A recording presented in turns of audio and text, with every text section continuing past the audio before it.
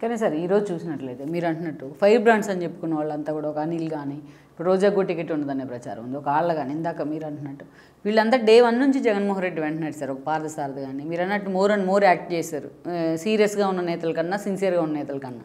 అలాంటి వాళ్ళని కూడా ఈరోజు పక్కన పెడతాంటే నిజంగా మీరు అన్నట్టు ఎమోషన్స్ కన్నా ఇంకేదో కూడా లేదు ఆయనకి. ఇక్కడ మన కలేజా సినిమాలో ఒక డైలాగ్ ఉంటుంది, నువ్వు దేవుడు స్వామి నువ్వు అనుకుంటే అయిపోద్దు స్వామి అని చెప్పని.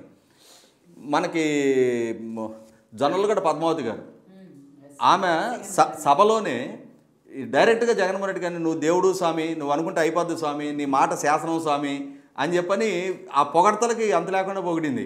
ఉండవల్లి శ్రీదేవి గారు హార్ట్ ఆపరేషన్ చేయించుకున్న పేషెంట్ గుండె లబ్డబ్బని కాదు జగన్ జగన్ అని కొట్టుకుంటుందని చెప్పని పొగట్టడం జరిగింది. కర్ణం ధర్మశ్రీ గారు కవితలు చదివాడు జగన్మోహన్ రెడ్డి గారి మీద.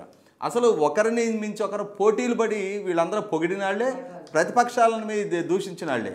ఇవాళ పరిస్థితులు పరిణామాలు వాళ్ళకి ప్రతికూలంగా మారేటప్పటికీ ఇవాళ అదే కాపు రామచంద్రారెడ్డి గారు రాజశేఖర రెడ్డి కొడుకు అనుకున్నాం, నీ ఇంటికో దండం స్వామి అని చెప్పని ఇంటికో తిరిగి దండం పెడుతున్నారు ఇప్పుడు. అంటే ఇవాళ వాళ్ళకి క్షవరం అయిన తర్వాత ఇప్పుడు వివరం బోధపడింది.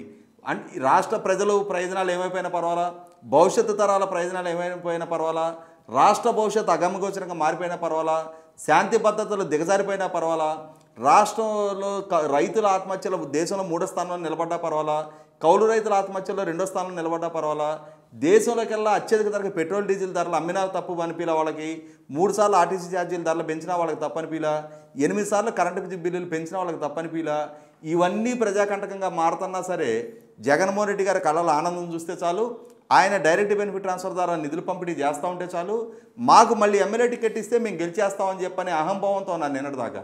ఎప్పుడైతే వాళ్ళ రాజకీయ ప్రయోజనాలకే పణంగా పెట్టబడుతున్నాయి, ఆయన తీసుకుంటున్న నిర్ణయాల పర్యవసానం ప్రజల్లో పెరుగుతున్న వ్యతిరేకతకి ఇవాళ వీళ్ళని బాధ్యులను చేసి ఆయన మాత్రం సేఫ్గా ఉండే ప్రయత్నం చేస్తున్నారని చెప్పని ప్రజల్లోకి ఇప్పుడు మెసేజ్ వెళ్ళగానే మేము ఎక్కడ బలిపశువులుగా మారుతున్నాం, జగన్మోహన్ రెడ్డి గారి నిర్ణయ పర్యవసానం మా రాజకీయ భవిష్యత్తు అగమగోచరంగా మారటం ఏంటి అని చెప్పని ఒక ఇన్సెక్యూరిటీలో ఇవాళ వాళ్ళ ఉనికి వాళ్ళకి ప్రశాంతకంగా మారిన తర్వాత ఇప్పుడు వాళ్ళు ఎదురు తిరగటం మొదలు పెడుతున్నారు.